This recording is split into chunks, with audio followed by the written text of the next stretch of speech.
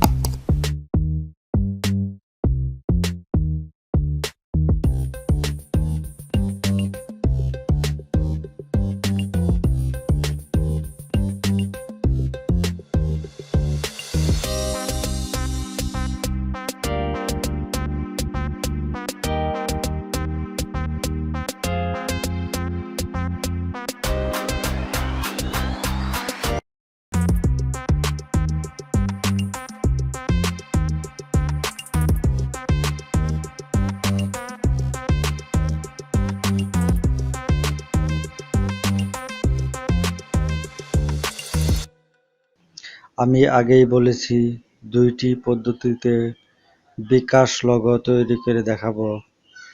দ্বিতীয় পদ্ধতি করার জন্য ব্রাউজারে চলে যাব, bkash লোগো টাইপ করব,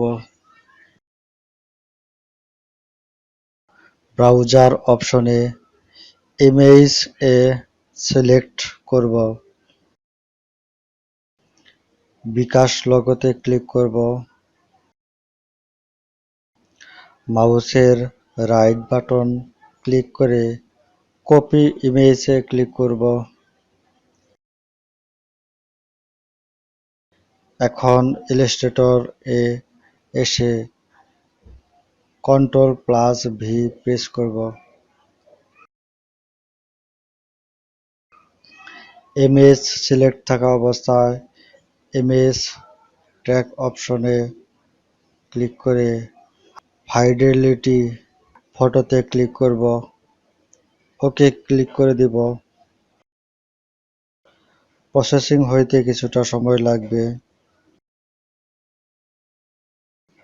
আবার ইমেজ সিলেক্ট থাকা অবস্থায় এক্সপ্যান্ডে ক্লিক করব, মাউসের রাইট বাটন ক্লিক করে আনগ্রুপ করব।